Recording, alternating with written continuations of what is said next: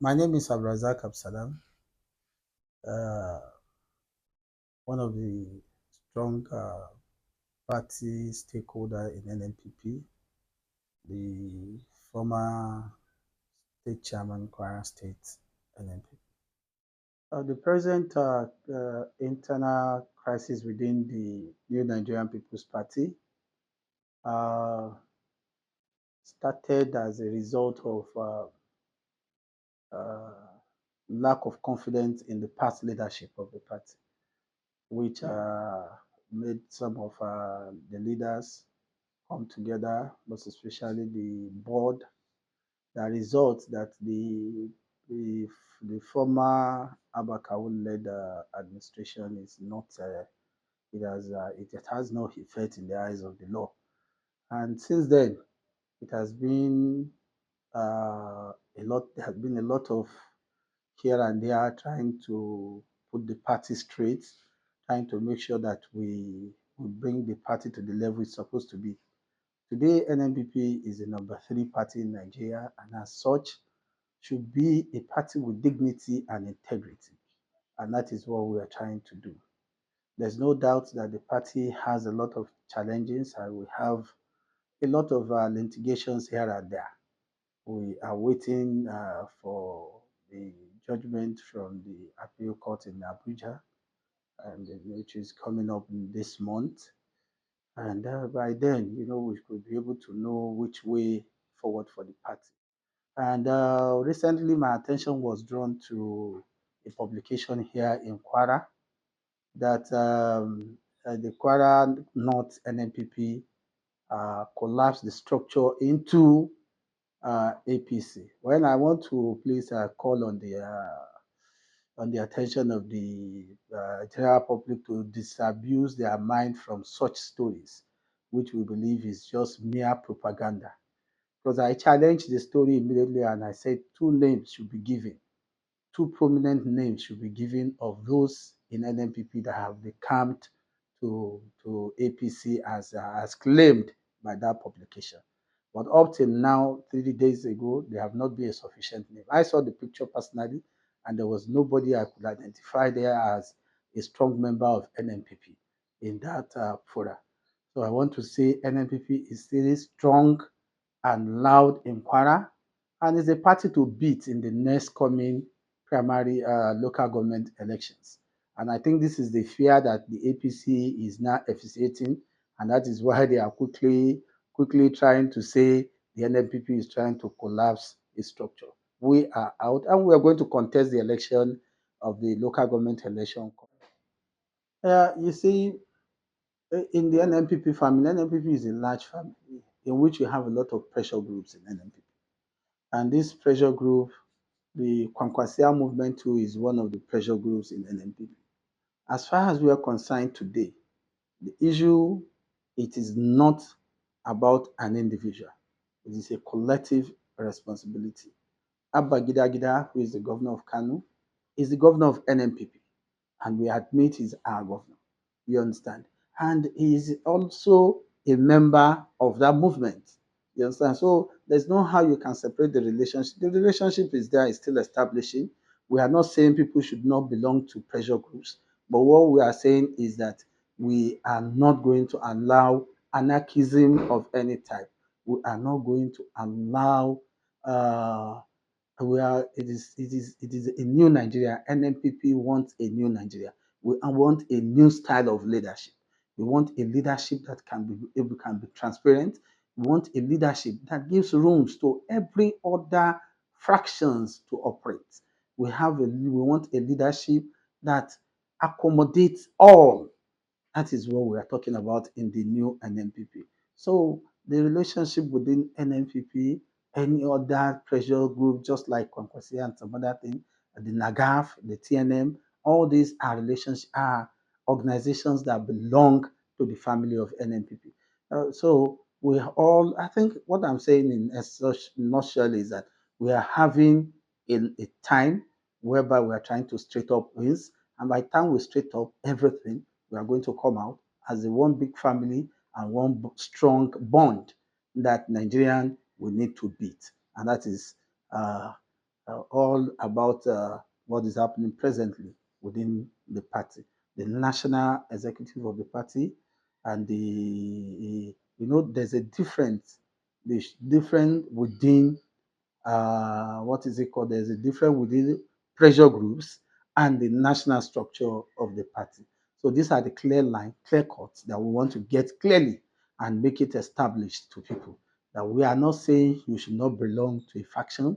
We are not saying you should not belong to a group. Like I always make reference, I said in Kwara, then in Kwara, when we were in the PDP, there was the movement of the Sarakites. That does not make them the PDP. You understand? So the PDP remains PDP while others remain the way it is. So that is how it is in every other establishment, in every other party. You understand? So your movement does not give you domination over the party. So I think that is what I have on regard to the aspect of that aspect. Well, if you ask me, I would say the recent EFCC with the former governor. I think those are like, to me. I'm not against saying you need to go after corrupt people, but Governor of Abdel Fattah Ahmed is somebody we have known in the past, and he has been so diligent, so hardworking. You understand? If this had been true and all this has been established, this search or this accusation should have come earlier than this. You understand? What I just believe here is probably is a diversion. We're trying to divert our attention, the people's attention towards other things rather than focusing on how to get good governance. I think Governor Abdul Fattah Ahmed, I want to give it to him. He's a man of credibility to me. And I want to say that it is unfair for any government to start political with hunching at this particular time. What we need is to bring back all experience to deck and be able to see how we can begin to build a Kwara, a Nigerian that we call our own.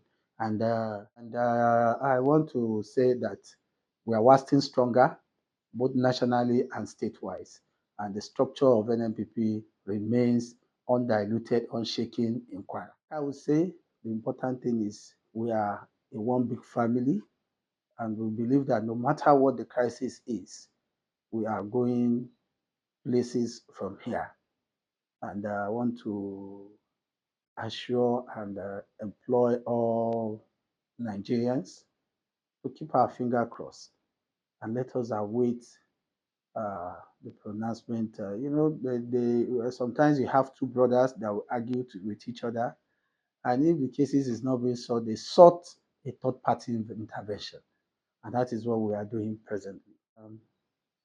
Yeah, I want to say the government of the day still had to do a lot of things because if you look at it sincerely, there's a lot of hardship in the town. And I think we need to do more of policies, more of meaningful policies than propaganda. It is a time that everybody has to put their hands on deck and make sure that things are supposed to go the way it ought to. Because my own fear is that the populists will not be turned against each other. Because the way I'm looking at things, it is getting to a stage whereby people will start attacking people in their various houses and saying, you are eating, we are not eating. So, and all this is basically on the fact that we lack basic, say, okay, equally that in Kwara, we need to still do more. The governor needs to do more. He needs to look inward. You understand? This is the time where the people of the voting population of the people, the masses, the Nigerians, the Kwarans, everybody are looking for a survivor. And there's nowhere they could look up to if not onto the government. You understand? And I believe if it has been NNPP presidential candidate that have won the election there, I think things wouldn't have gone the way it is now. But I want to say that it is important, very, very important, that the government should look inward and see that they alleviate the sufferings of the masses. I think that is very, very paramount now because the way it is now, the government care less for the survival of the people. because every day we have it is escalating. I mean the security is nothing to talk about in Nigeria now. You find out that everybody is afraid. We don't want to. You hardly go out to enjoy yourself the way you used to do in the past, and the rate in which prices of goods and commodity is increasing per day is highly alarming. If you look at it, it's very, very alarming, very, very alarming, very alarming. Mostly, even a family of two, three cannot feed well. Talking about people that have large family, and it is our tradition here in Nigeria. We have large families, we have relatives, we have a lot of things. It will interest you to know that 70% of our charity have come back to us. What we use is 70% of what we use in charity. It has become an added up to our own welfare because there's no how we want to survive it.